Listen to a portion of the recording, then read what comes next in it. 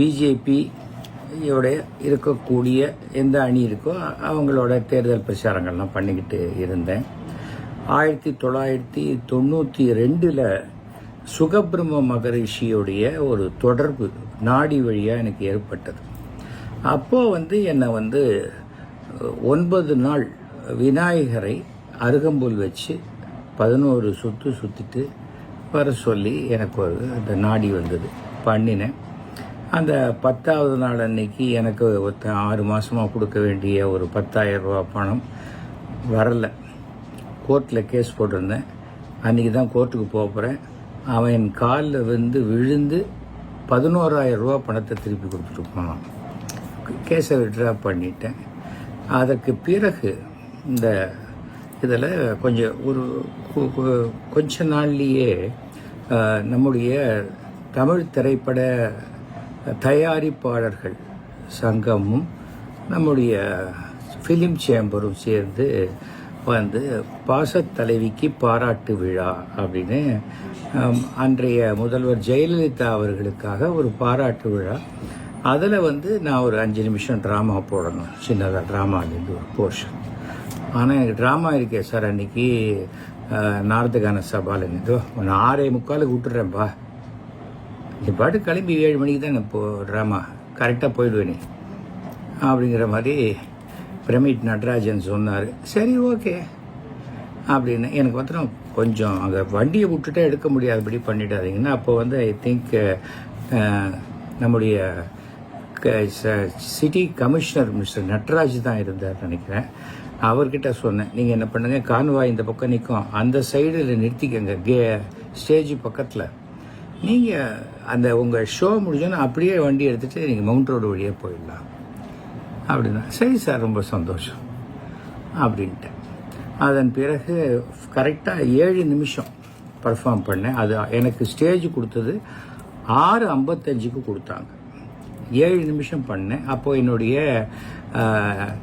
சின்ன மாப்பிள்ளை பெரிய மாப்பிள்ளை அப்படின்னு ஒரு ட்ராமா, அந்த நாடகத்தை ஹனிமூன் இன் ஹைதராபாத்னு போட்டது. அதை நாங்கள் சிஎம்பிஎம்னு மாற்றி வச்சுக்கிட்டோம். அந்த நாடகத்தை சின்னதாக வருது. நீ எவ்வளோ பெரிய நீ பிஎம்மாக இருந்தாலும் இங்கே சிஎம் தான் கெத்து, சின்ன மாப்பிள்ளை தான் அப்படிங்கிற மாதிரி டைலாக் வரும். அன்றைக்கு ஜெயலலிதா அவர்கள் ரசித்து சிரித்தது தூர்தர்ஷன் அண்ட் சன் டிவி மட்டும்தான் இருந்ததுன்னு நினைக்கிறேன். போட்டாங்க, அப்படியே சிரித்து சிரித்து அவங்க முகம் செவந்து போச்சு. அந்த அளவுக்கு ஒரு எவ்ரி வேர்டு, ஏன்னா அது ஒரு 7 நிமிஷம் ப்ளே, கிட்டத்தட்ட அந்த 7 நிமிஷம் ப்ளேயில் ஒரு 25 லாஃப்டர் இருக்கிற மாதிரி நாங்கள் பண்ணி வச்சுருந்தோம். அது ஆச்சு. அப்புறம் அப்படியே ஸ்டேஜிலேருந்து சிஎம்க்கு ஒரு வணக்கத்தை சொல்லிட்டு கிளம்பி வந்தேன்.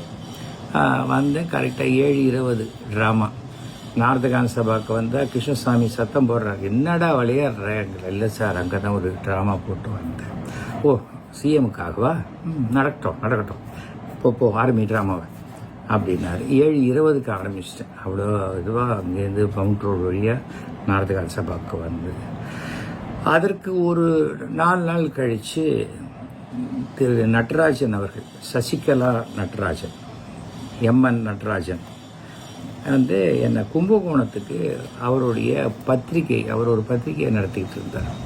அந்த பத்திரிகையோடைய ஆண்டு நிறைவோ இல்லை அந்த பத்திரிகையோட ஆரம்பமாக ஞாபகம் இல்லை, அதுக்கு வர சொல்லி நிறைய பேர், நான், ராஜேந்திரகுமார், அப்புறம் நிறைய ரைட்டர்ஸில் நிறைய பேர். எனக்கு எக்மோரில் ட்ரெயின் ராத்திரி கரெக்டாக 9:30 என்னமோ கும்பகோணம் போகிறதுக்கு ட்ரெயின். அது ஆக்சுவலாக தஞ்சாவூர் திருச்சி போகிற ட்ரெயின் நினைக்கிறேன்.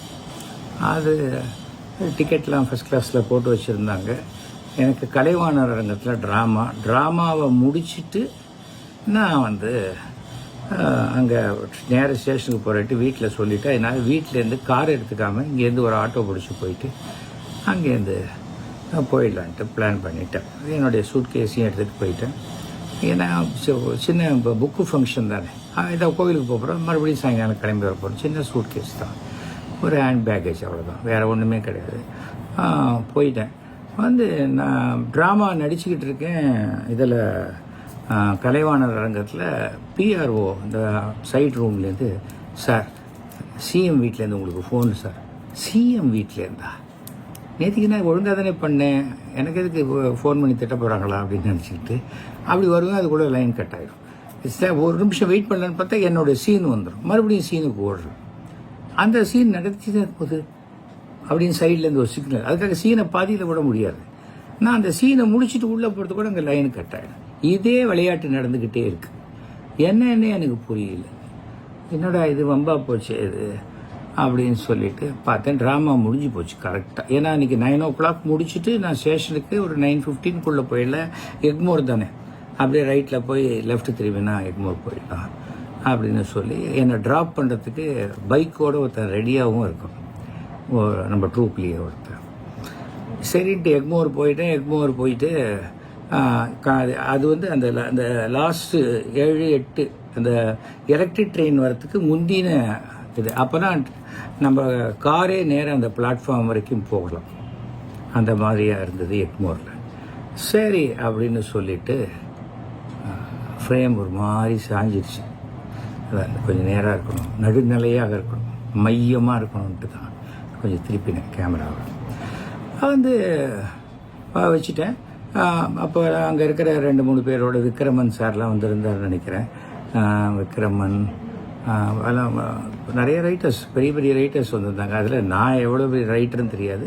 பட் ஒரு நடிகன், பாப்புலரான நடிகன், நாடகங்கள்லாம் நாடக கதையை எழுதக்கூடியவன், அவ்வளோதான். திடீர்னு பார்த்தா எதிர்த்தாப்பில் ஒரு ஃபஸ்ட்டு பிளாட்ஃபார்ம்லேருந்து அங்கேருந்து ஒரு போலீஸ்காரர் ஓடி வர்றார். சார் சிஎம் ஆஃபீஸ்லேருந்து ஃபோன். என்னங்க இது சிஎம் ஆஃபீஸுங்கிறீங்க? எனக்கு டவுட்டு, நம்ம ட்ராமா போட்டோமே அதை வச்சு யாராவது சின்ன மாப்பிள்ளைன்ட்டு யாராவது எனக்கு ஃபோன் பண்ணுறாங்களா அப்படின்ட்டு நான் நேராக போகிறதுக்கு முன்னாடி அந்த லைனை கட் பண்ணிவிட்டு அந்த நம்பர் வாங்குங்க, நான் திருப்பி கூப்பிட்றேன்னு சொல்லுங்கன்ட்டு சொல்லிட்டேன். சரி ஓகே அப்படின்ட்டு அவர் போகிறாரு. நானும் தடன்னு அந்த மேலே படியெல்லாம் ஏறி மூச்சு அடக்கி அங்கே போகிறேன். என்னென்னு 15 நிமிஷத்தில் ட்ரெயின் கிளம்பிடுமே.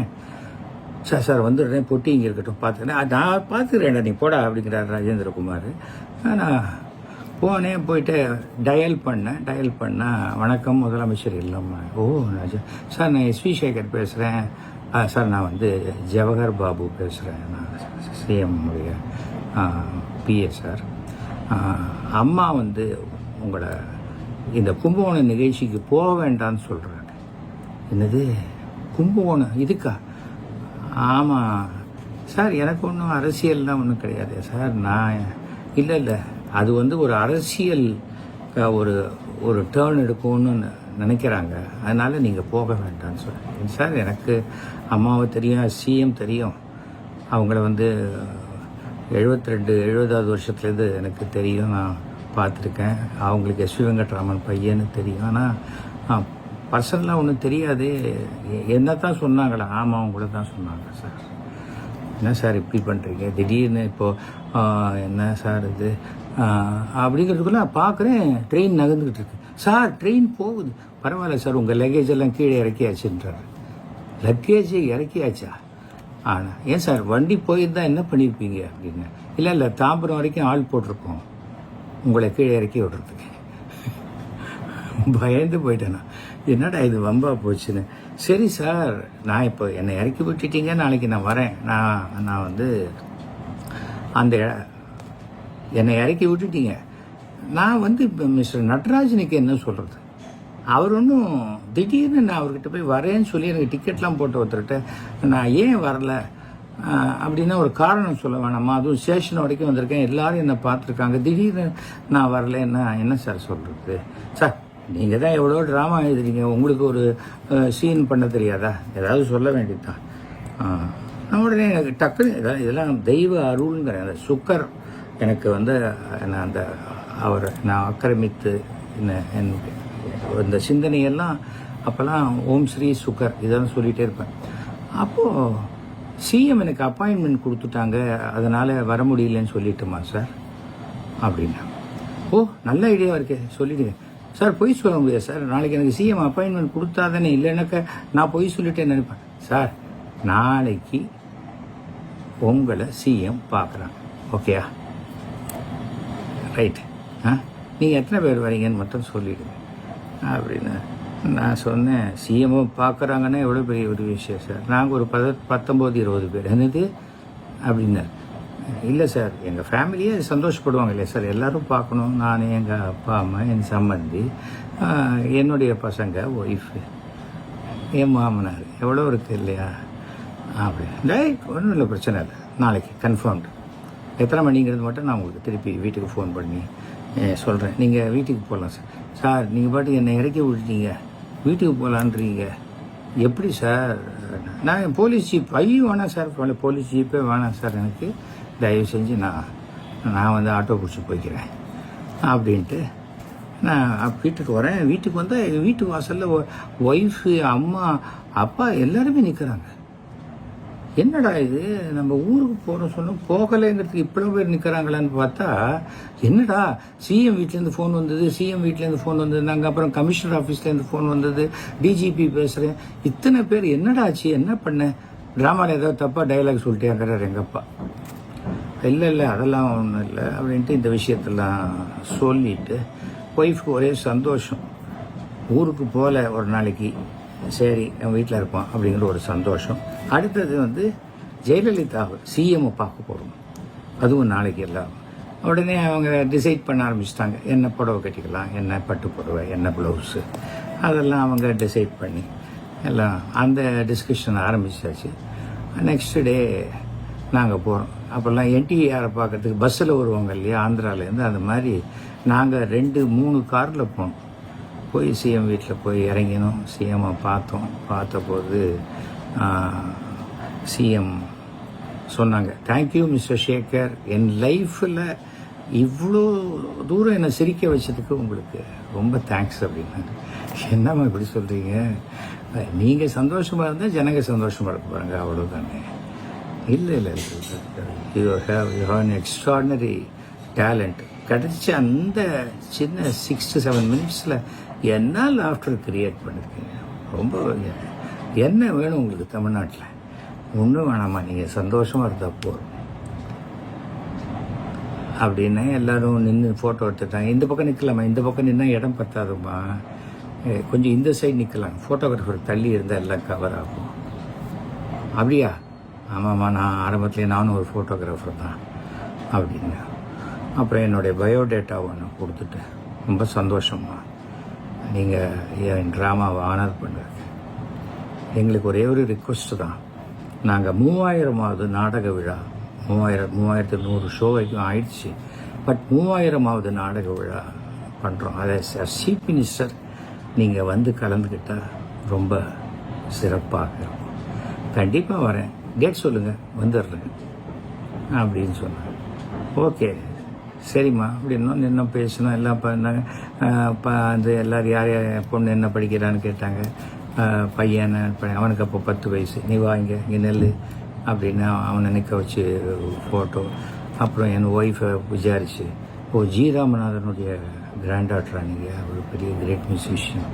அப்போ தான் நான் அப்பா பேசிகிட்டு இருந்தார், என்ன எப்படி இருக்கீங்க அப்படின்னு. ஏன்னாக்க 1972 அவங்க வந்து எங்கள் வீட்டுக்கு வந்து எங்களுடைய ரூமில் உட்காந்து அவங்க ரெக்கார்டிங் நான் பண்ணி, அது ஆல் இண்டியா ரேடியோ விவித் பாரதியில் ஒரு 5 வாரம் போட்டேன். அது வந்து ஒன்று வந்து அந்த அவங்க படம், எம்ஜிஆரோட நடித்த படம், அந்த படத்தோடைய ரிலீஸுக்காக அது போட்டு, அதுக்கு 1000 படம். அதுக்கப்புறம் காவேரி தந்த கலைச்செல்வின்னு அவங்க ஒரு டான்ஸ் ட்ராமா பண்ணாங்க. அதுக்கு வந்து நம்ம லைட் டெக்னீஷியன் மிஸ்டர் கோபின்னு அவரோட நான் போய் அந்த ரிஹர்சல்ஸுக்கெல்லாம் கொஞ்சம் ஹெல்ப் பண்ணி அதெல்லாம் பண்ணியிருக்கேன். ஏன்னா டான்ஸ் மாஸ்டர் ரகு தான் அதுக்கு டான்ஸ் மாஸ்டர்னு நினைக்கிறேன். ஸோ நீங்கள் கடை இங்கே வந்த அப்படின்னு ரகு கேட்பேன். இல்லை கோபியோட. அப்படியா, சரி நாங்கள் அப்படியே பார்த்து டிஸ்டன்ஸில் பார்த்தேன், ரிஹர்சல் பண்ணலாம் பார்த்துட்டு வந்திருக்கேன். பட் ரெக்கார்டிங் போது மாத்திரம் நான் தான் ரெக்கார்ட் பண்ணேன் ஹெட்ஃபோன் மாட்டிக்கிட்டு. ஒரே ரூம் தான். அன்றைக்கி பெரிய பெரிய ஸ்டூடியோலாம் கிடையாது. என்னுடைய அப்பாவுடைய ரூம் அது. அந்த ரூமில் அவங்க ஒரு மைக்கை போட்டு அங்கே அந்த பக்கம் சேரில் உட்காந்துருப்பாங்க. எதிர்த்தாப்பில் நான் டேப் ரெக்கார்டரை வச்சுட்டு ஹெட்ஃபோனை போட்டுட்டு உட்காந்து ஒரு சின்ன வாய்ஸ் டெஸ்ட் கொடுங்கன்னு கேட்டுட்டு அப்புறம் கிட்டத்தட்ட அது ஒரு 3 மணி நேரம் கொடுக்குறேன். 3 மணி நேரம் வரும். அது ½ அன் ஹவர், எல்லாமே ½ அன் ஹவர் வரும். அது அப்படியே அந்த 3 மணி நேரம் தான் அந்த இப்போ அவங்க வாய்ஸ் மட்டும் அதில் 2 ஹவர்ஸ் வரும். பாக்கி கமர்ஷியல்ஸ் இதெல்லாம் போக அந்த 2 ஹவர்ஸ்னால் 2 ஹவர்ஸ் 5 மினிட்ஸ் தான். அந்த பேப்பர் திருப்புற கேப்பு இது ஒரு மிஸ்டேக் கூட இல்லாமல் பண்ணாங்க. நமக்கு ஆச்சரியம். அப்போல்லாம் நம்ம ரேடியோ ட்ராமாலாம் நடிப்போம். வார்த்தை திடீர்னு ஃபம்பிள் ஆகிடும், அந்த மாதிரியெல்லாம் இருக்கும். இந்த குமுதம் கல்கண்டுன்னா குல்கண்டு கமுதம் அப்படிங்கிற மாதிரிலாம் பேசக்கூடிய விஷயம்லாம் வரும். திருப்பி ரீடேக்கெலாம் போவோம். ஆனால் எக்ஸ்ட்ராடினரியான ஒரு விஷயத்தை பார்த்தா ஒரே ஒரு தடவை தான் பார்த்தாங்க, டேக் போடலான்ட்டாங்க வரிசையாக. அப்புறம் காமனாக எடுத்துக்கிட்டேன் சில விஷயங்கள். இதை தொடர்ச்சியை அடுத்த ப்ரோக்ராமில் பார்ப்போமே. இப்போ ஒரு சின்ன கமர்ஷியல் பிரேக் ஓகேயா? அந்த மாதிரி பண்ணியாச்சு. அதுவும் ஆச்சு. அதுக்கு பிறகு இது 92. அப்போ பெரிய தம்பிங்கிற ட்ராமா அது 3000வது நாடக விழா. அவர் ஜவஹர் பாபு கேட்டார், எங்கே சார் 3000வது நாடக விழா அன்றைக்கி நாடகான சபா பார்த்தோம் சார், பட் டேட் இல்லை. மியூசிக் அகாடமி கொஞ்சம் பெருசாக இருக்கும். மியூசிக் அகாடமிக்கு போனால் அந்த டேட் இல்லை. எந்த டேட்டு தான் சார் மாதிரி அந்த டேட்டை சொன்னேன். டேட் இல்லையா, நீங்கள் போய் கேளுங்க இருக்கும் அப்படின்ட்டு. நான் கொஞ்ச நேரம் கழிச்சு மியூசிக் அகாடமிக்கு போகிறேன். டிடி வாசு அவர் ஏன்பா டேட்டு வேணும்னு கேட்க மாட்டியா? உடனே சிஎம் ஆஃபீஸுக்கு ஃபோன் பண்ணி டேட்டை மிரட்டி வாங்குவியா? சார் நான் எங்கே சார் மிரட்டினேன்? பின்ன என்னப்பா சிஎம் ஃபங்க்ஷன்னு நீ சொல்ல மாட்டியா என்கிட்ட? டேட் இருக்கானே, டேட் இல்லை. இப்போ சிஎம் கேட்குறாங்க, டேட் இருக்குது, அவ்வளோதானே. இதெல்லாம் சொல்லணும் நீ அப்படிங்கிறாரு. சிரிச்சுட்டு தான் சொன்னார்னு வச்சுக்கோங்களேன். பட் நினச்சேன் ஒரு எங்கேருந்து எங்கே ஒரு ஃபோன் காலுக்கு எங்கேருந்து எவ்வளோ மரியாதைங்கிறது. ஒரு கொலுக்கு வந்துட்டு போகிற மாதிரி அந்த நிகழ்ச்சிக்கு வந்தாங்க. முதல் தடவை நான் சந்தித்த பொழுது, குடும்பத்தோடு சந்தித்த போதும் சசிகலா அவர்களை நான் ஜெயலலிதா அவர்களோட பார்க்கல. அதே போல் ஏன்னா லிஸ்ட்டு கொடுத்தேன், யார் யார் சீஃப் கெஸ்ட்டு இதுன்னு போட்டிருந்து. அதில் வி கோபாலகிருஷ்ணன், ஜெய்சங்கர் பேர் ரெண்டுத்தையும் இன்டூ பண்ணிட்டார். வி கோபாலகிருஷ்ணன் டிக் பண்ணால் ஜெய்சங்கரை இன்டூ பண்ணிட்டாங்க. பாக்கி பேர் நல்லி குப்புசாமி செட்டி, கே பாலச்சந்தர், அவங்கெல்லாம் ஓகே. அந்த லிஸ்ட்டு கொடுக்கணும், யார் யார் வராங்க, அதில் யார் அவங்களுக்கு ஓகே. கரெக்டாக 75 பேர் வரைக்கும் ஷீல்டு கொடுக்குறாங்க. அதுவும் அப்போ பெரிய அந்த பூனைப்படை மாதிரி இந்த இது இருக்குது, ஸ்பெஷல் செக்யூரிட்டி ஃபோர்ஸ் எல்லாம் வேறு இருக்குது, பிளாக் கேட். அப்போ பிஎஸ் ராஜான்னு நம்ம ட்ராமா ட்ரூப்பில் அவன் தான் பிஆர். அவன் ஷீல்டு அவன் தான் பண்ணுவான். ஷீல்டு சுட பண்ணி எடுத்துகிட்டு வரான். அந்த அரிசி ஷீட்டு பக்கத்தில் அங்கேருந்து அதுக்கு இந்த பக்கத்தில் எடுத்துகிட்டு வரான். மூட்டையில் இறங்குது. இங்கே என்னடான்னா அப்படியே பேக்கெட்டெல்லாம் செக் பண்ணுறாங்க, அப்படியே கோணி மூட்டையாக இறங்குது ஆட்டோவில். அவங்க பயந்து போயிட்டாங்க. என்னப்பா? இல்லை சார், ஷீல்டு பிரித்து காமிச்சு அப்படியே அந்த சைடு கேட்டு வழியாக நேரம் எல்லாமே உள்ளே வந்தது. 75 ஷீல்டும் கொடுத்து ஒன்றரை ஸ்பீச்சு. சிதம்பர ரகசியத்தை பற்றி பாராட்டி பேசுகிறாங்க, டைமிங்கை பற்றி பேசுகிறாங்க, எல்லாமே ரொம்ப அருமையாக. அதன் பிறகு பார்த்தா முதலமைச்சர் ஜெயலலிதாவால் பாராட்டப்பட்ட பெரிய தம்பி நாடகம்னு அப்படி போட ஆரம்பிச்சு அது பறக்குது. 10 நாளில் 15 ஷோ, 28 நாளில் 33 ஷோ, 90 நாளில் 110 ஷோ. அது வரைக்கும் ஆடியோ கேசட்டுக்கெல்லாம் நாங்கள் ஒரு 80,000 1 லட்சம்லாம் வாங்கிட்டு இருந்தோம். பெரிய தம்பி ஆடியோ கேசட்டுக்கு 4 லட்ச ரூபா கொடுத்தாங்க. 4 லட்ச ரூபா கொடுத்தாங்க. இப்படி லாபம் சம்பாதிக்கிற அளவுக்கு கொடுத்தாங்க. அத்தனை லட்சம் கேசட்டு நீங்கள்லாம் பண்ணால் திண்டிவனம் பக்கம் நைட்டு நின்றுக்கிட்டு இருந்தால் அவன் ஓரமாக இருட்டில் ஒன்று கடிச்சிட்டு சிரிச்சுக்கிட்டே இருப்பான். காரணம் என்னென்னா அந்த ஆடியோ கேசட் போட்டுகிட்டே இருப்பாங்க. அந்த மாதிரி அப்படிப்பட்ட ஒரு இது வந்தது. அப்போ கூட நான் கட்சியில் சேரலை. நல்லா தெரிஞ்சுக்கணும். அவர்கள் அன்புக்கு பாத்திரமான ஒரு நபராகத்தான் இருந்தேன்.